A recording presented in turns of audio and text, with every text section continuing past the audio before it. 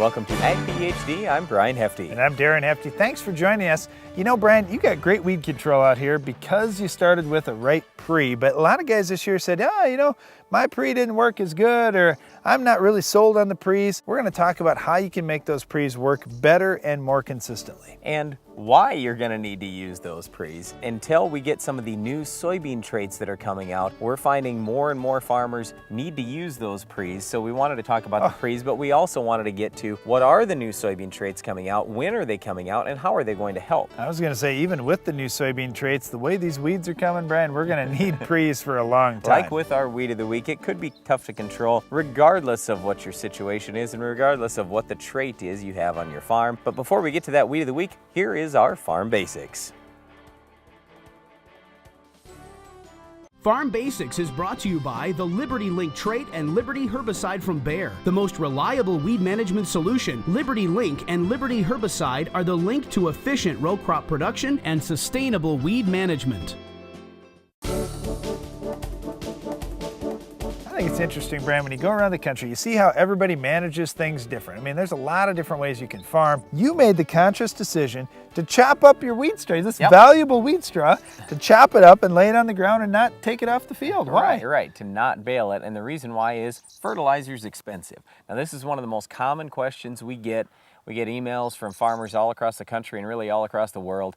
And a lot of people ask, well, what is the value of my corn straw, my soybean straw, my wheat straw? What's the value of that? So I just have some notes here, Darren, based on some Brian, recent you're prices. getting a little older. You can't remember all stuff off the top of your head anymore. What's going on? Well, I got a lot of numbers here, so I wanted to run this through just to make sure you've got it. So roughly, and this will absolutely vary. So I think that, or at least I hope that my straw, my wheat straw, has a lot of nutrients in it because I fertilize heavy. I'm going for 100 bushel wheat and then some. And my hope here, once I put this back to corn someday, I'm going to be raising 300 bushel corn. So I've got a lot of fertility here, and I do everything possible to make sure I always have ample fertility. But on average, here's what I think you'll end up having in wheat straw across the country. Nitrogen, 12 pounds. Phosphate, 4 pounds. K2O potassium, 30 pounds. That's the big one. Sulfur, 3 pounds. And micronutrients, less than 1 pound. So here's what we placed on for value based on recent costs on our own farm. And this should be fairly similar for you too. So roughly, I think this wheat straw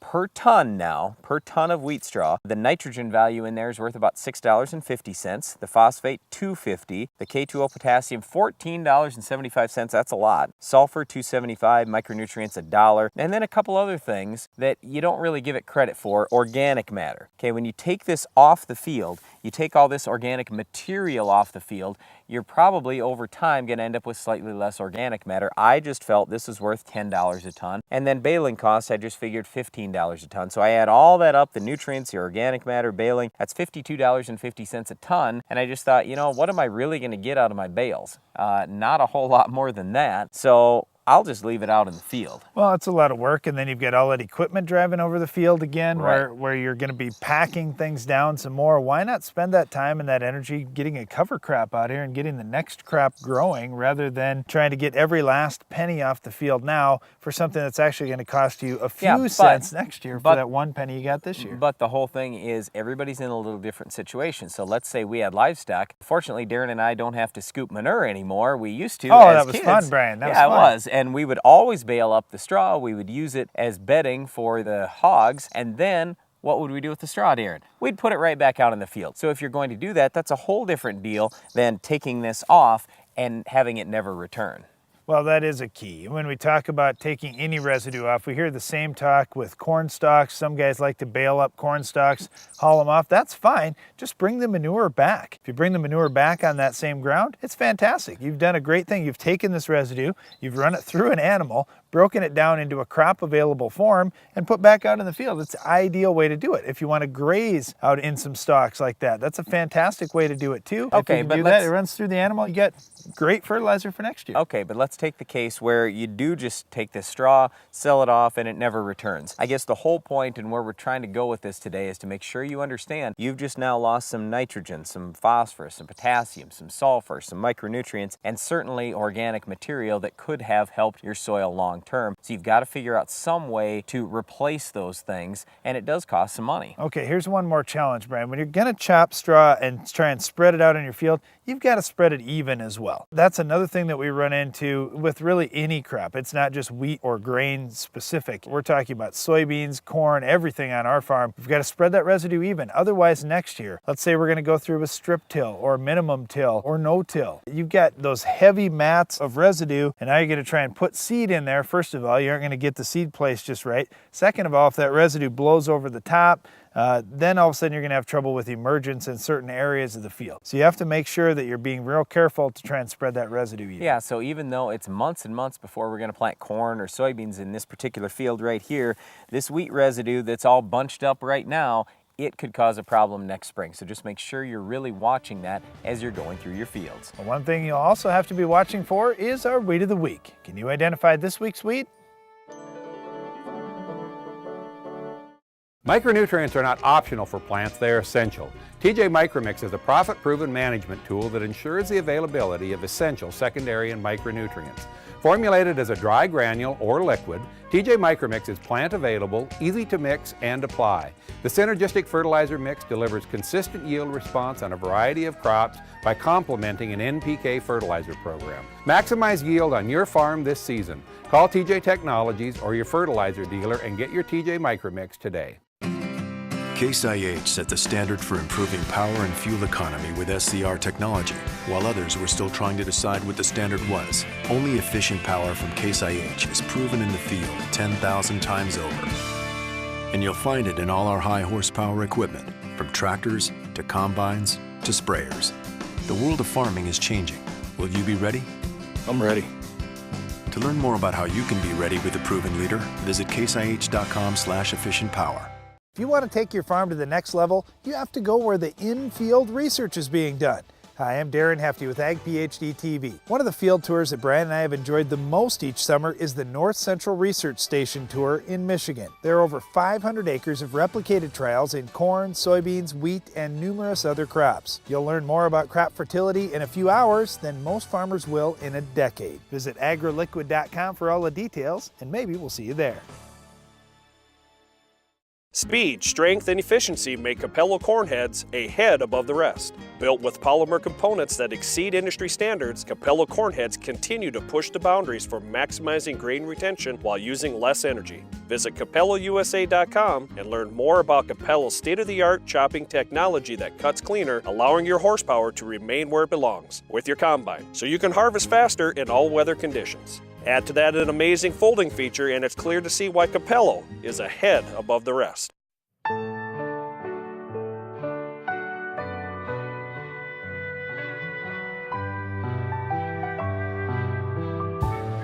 Over the generations, fertilizer, the unsung hero of the farm, has been in the background, quietly nourishing crops with very little fanfare. Until now. Meet the next generation of fertilizer. Micro Essentials.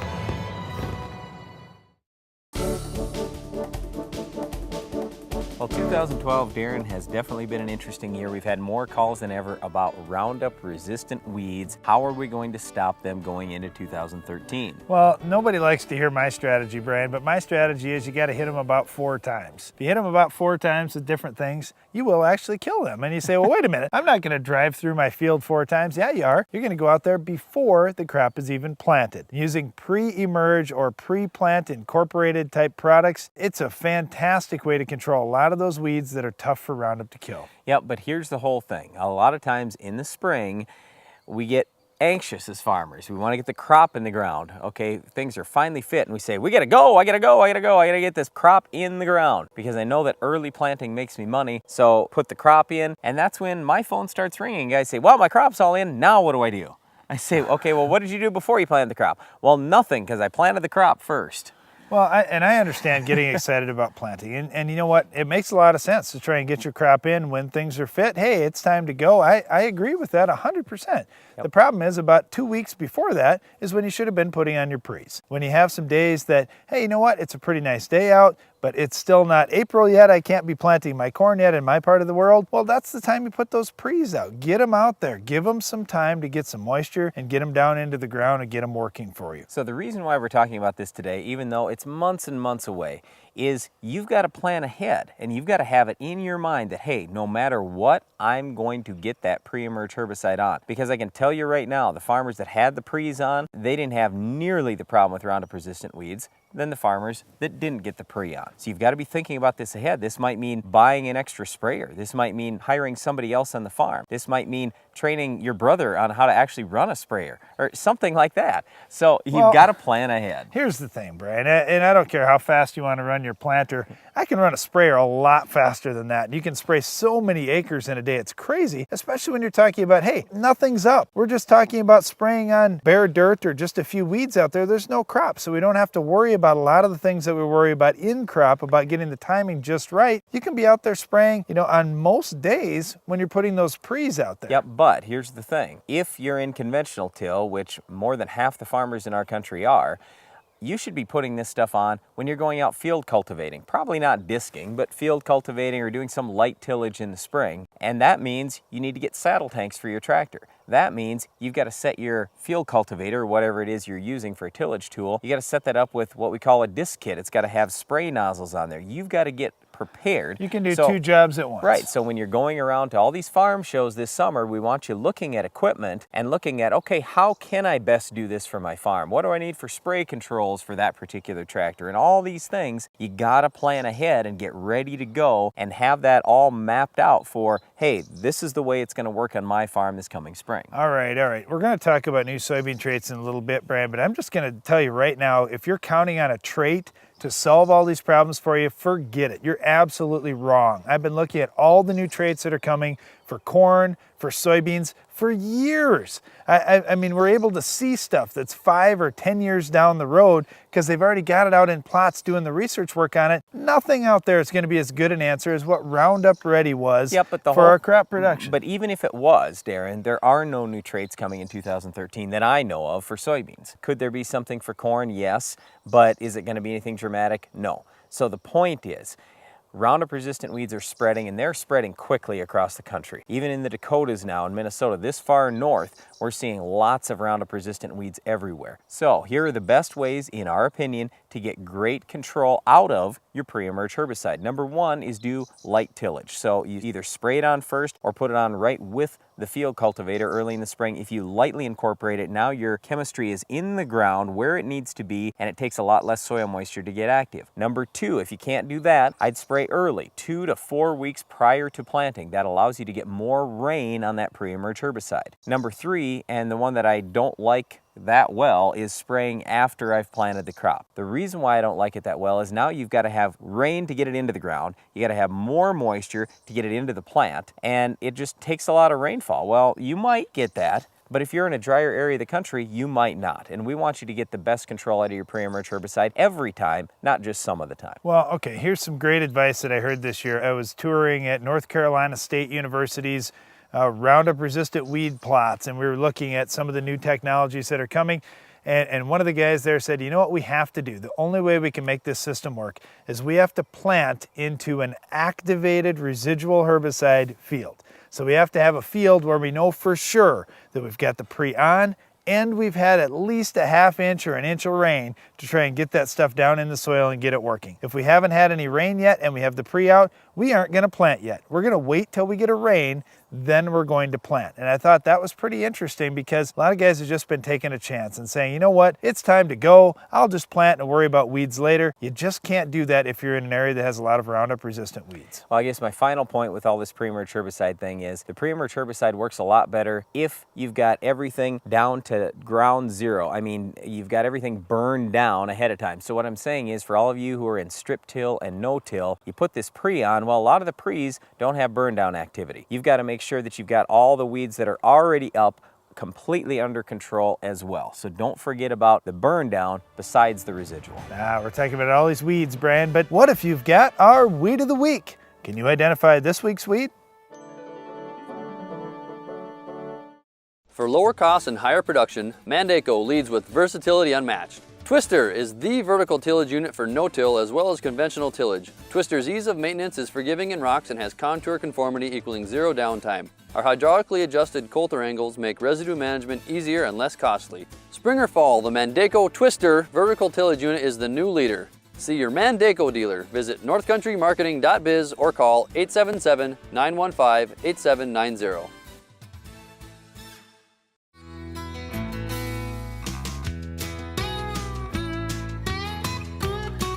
In 1935, the tank wagon business was started. We've delivered a lot of bulk fuel since then, and times have changed. But one thing remains the same: our service in supplying the highest quality fuels on time, every time. At Volun Oil, we carry the largest selection of fuels, including biodiesel. At Volun Oil, our people care, your computer doesn't.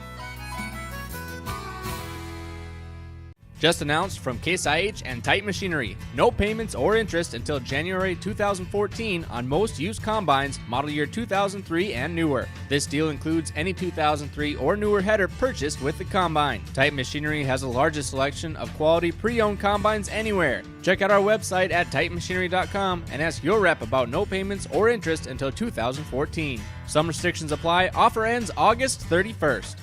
Titan Machinery and Case IH. Better solutions. Hey everybody, I'm Steve Azar, singer-songwriter.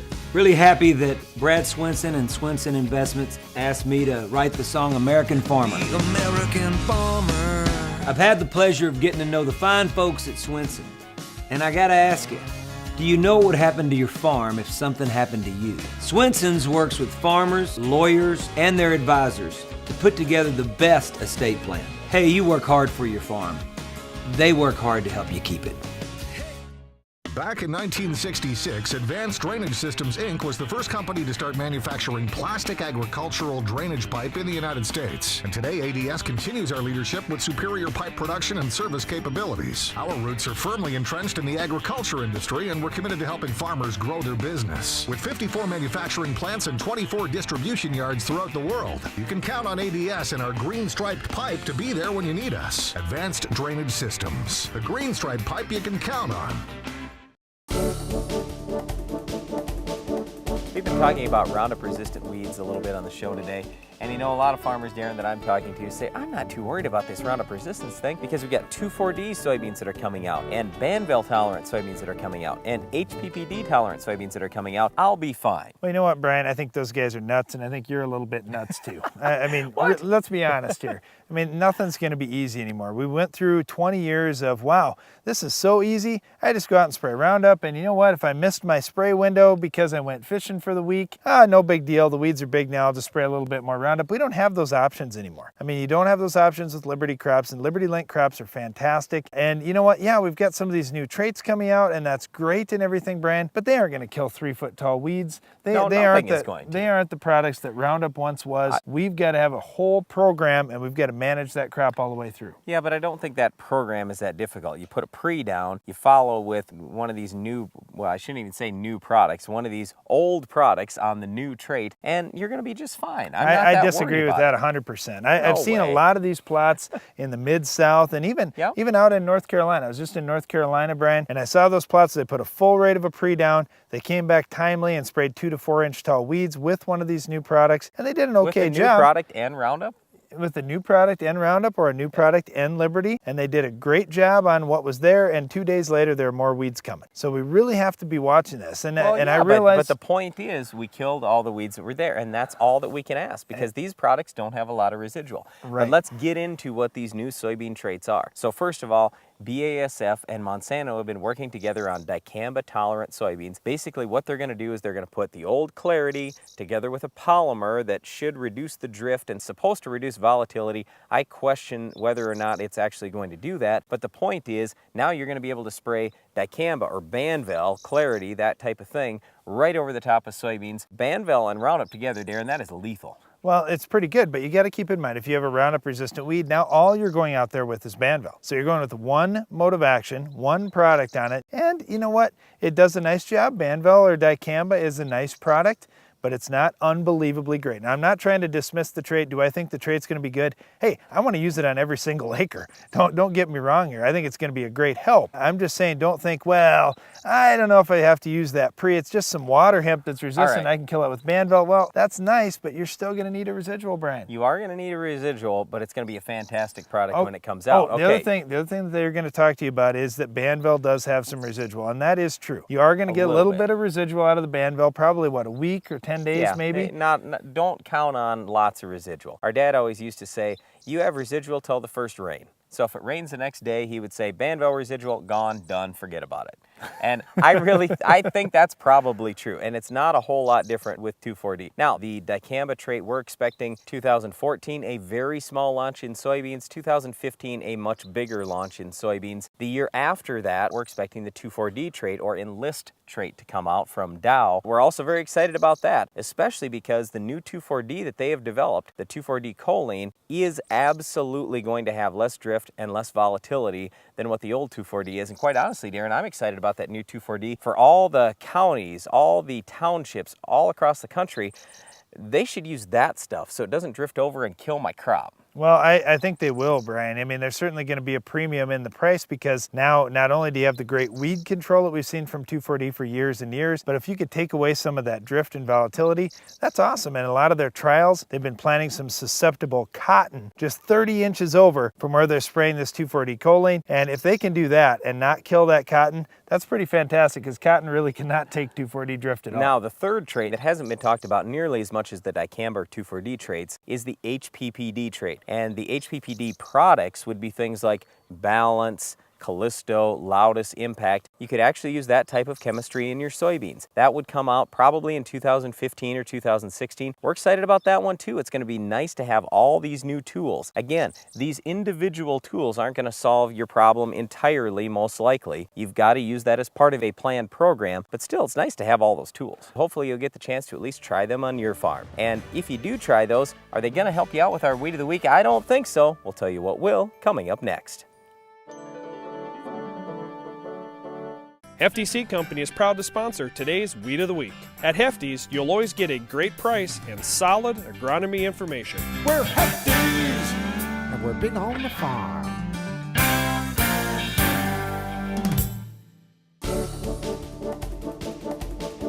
Our Weed of the Week is Barnyardgrass, and Darren and I were just having a little debate, and Darren says Barnyardgrass is resistant to everything now, and I disagree. It's one of the toughest things. Now, first of all, identifying barnyardgrass, it's one of the few weeds that I know of that doesn't have a ligule. Yep. And when you look at it, you peel that leaf blade back a little bit from the stem, you look for the ligule, there's none. If it's absent, it's probably barnyardgrass that you've got. Now, as far as controlling it, there are quite a few different herbicides that barnyardgrass has become resistant to, depending on where you're at in the country and around the world. So let's just talk about what could potentially kill barnyardgrass. Okay, so in soybeans, it should be pretty easy. Treflan, Sonaline, or Prowl down. You do that, then follow post-emerge with something like Select Max, Arrow, Assure 2, Fusilade. I mean, there are a number of different killers. All right, well, soybeans are easy. That's a broadleaf crop. Okay, give me the grass crop then. How about corn? Okay, I would start with Harness, Surpass, Outlook, or Dual. Then I would follow up later on with Accent, possibly the old Beacon. You could use that too. And this is assuming that your Roundup or Liberty doesn't work, but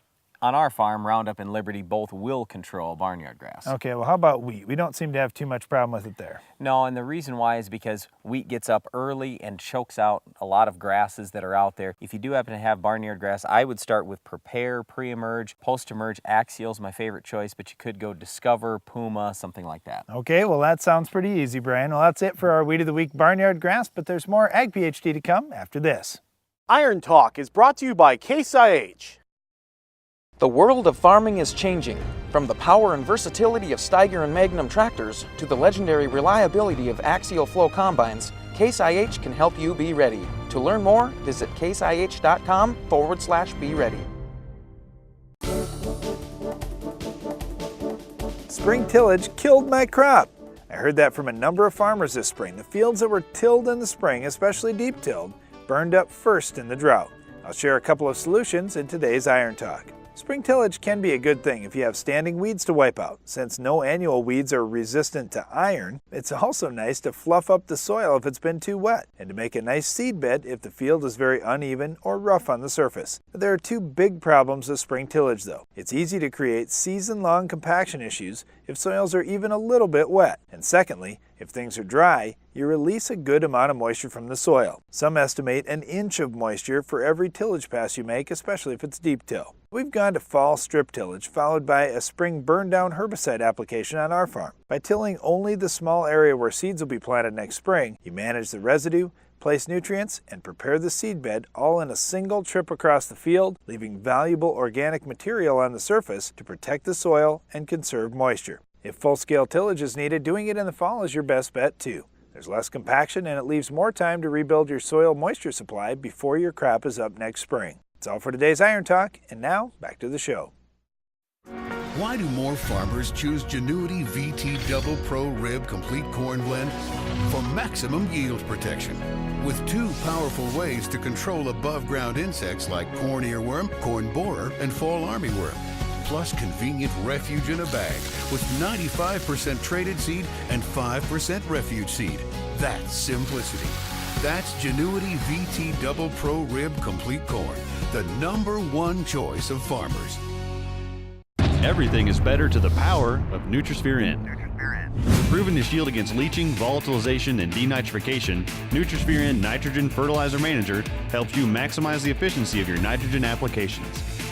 In fact, research shows that in 184 corn trials, Nutrisphere N increases yields by an average of 13.2 bushels per acre. Do the math for yourself. Contact your local fertilizer dealer today and take your operation to the power of Nutrisphere N. For years, FarmLogic has been the easiest and most convenient way to keep up with your farming operations. Well, it just got better. Introducing FarmPad for your phone. You always have your phone with you, so entering records as they happen is as easy as a touch of a button. Chemical database, GPS, service records, and more. When you do it on the farm, save it on your phone and it's backed up forever. Call or visit farmlogic.com for a free trial and find out why FarmLogic is the best decision tool for the farm.